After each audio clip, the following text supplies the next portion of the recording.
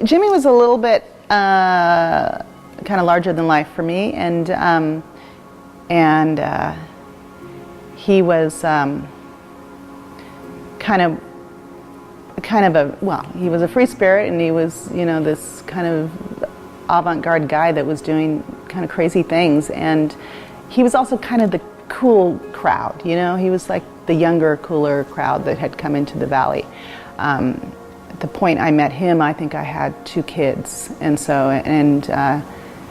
he had Pascal, but somehow he was raising him in a very different way than I was raising my kids. He was super cool.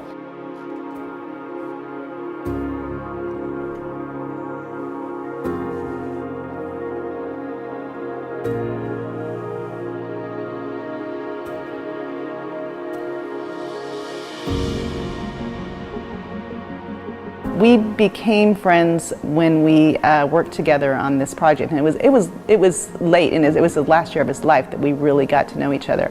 When we were working on this project for IPNC, where we did a fruit swap from DDO, and presented. We each made some wine from the same vineyard and presented it at this IPNC seminar. So we were working together through that season, yeah, that's where we really got to know each other, and I realized that he was a very actually thoughtful and sensitive guy, and not just wild and crazy. He just had so much integrity about what his vision was and what he was trying to do. But he was the first of that kind to come into this valley, I think, that really wanted to do things differently. And he, you know, wanted to grow grapes differently. He wanted to make different types of wine. He wanted to make wine differently. So it was all a little, you know, to me it was a little bit, what's this guy trying to prove? What's he, you know, why can't he just do it the way we, you know, we're doing a good thing here, let's just keep going. And so when I finally got to know him, I realized that he had very strong feelings about what he was doing, and his vision for the wines he wanted to make and how he wanted to work in the vineyards. And yeah, it was impressive. It was very impressive, and it was way more thoughtful than I thought he was. Yeah. I thought he was doing it just to be different, but he was doing it because he really, really, really believed in it. He just seemed he just had a real, I'm trying to think, you know, as a whole, what did he bring to the industry? Well, you know, he brought just kind of this aspiration, I think, for people, that you could start something that you really believed in and follow it through and see where it went, and find rewards doing that if you really believe in it. He kind of brought that spirit to us, I think. I mean, if there's one person that was like full of life, it was him. Very much supportive and collaborative, and work together and do what you can do to help out. And yeah, I think it would still work. I think it would still happen. So what was it like when you met with Janie? Oh, that was funny. I really didn't think that was going to work.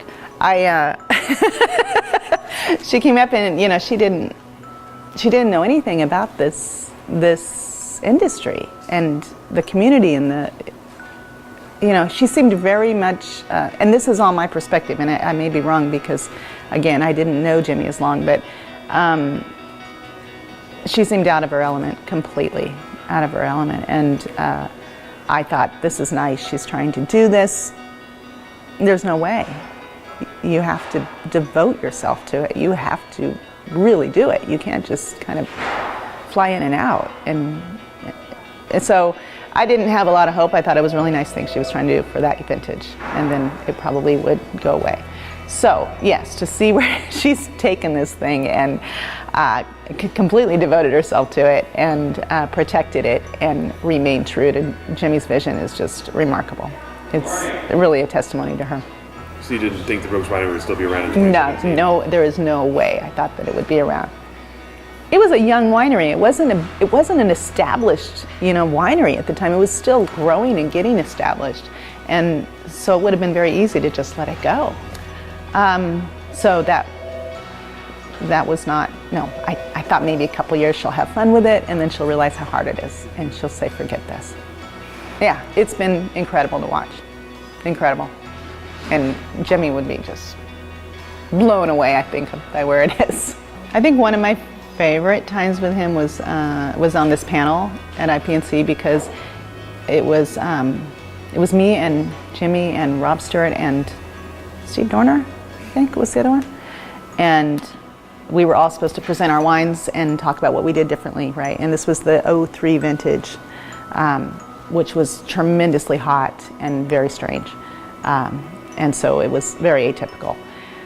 And I just remember Jimmy just being so, we were all trying to kind of put the best face on it as far as like, it was a challenging year, that kind of thing that you say when it's really hard. And he was just so blunt about it, in front of this very formal IPNC crowd, and basically just said, I didn't know what the hell to do. I didn't know what I was doing. I'd never seen anything like this, and he was very, very real. It was just so real, and I really appreciated that because he was just saying what we all felt. It was like we just trying everything. We were just throwing stuff at the wall, and that was kind of how he rolled. He at least he gave that impression that he was very laid back about it all. But when you got to know him, you realized he wasn't. He cared deeply, and he wasn't as laid back as he tried to show people. It's a real story. That's why it resonates, because people came together, they helped out, it's succeeded. I mean, beyond anybody's wildest dreams, I think. I think people like those kind of stories, that are happy endings in a way, and people have followed through on what they said they were going to do. So it's a remarkable story.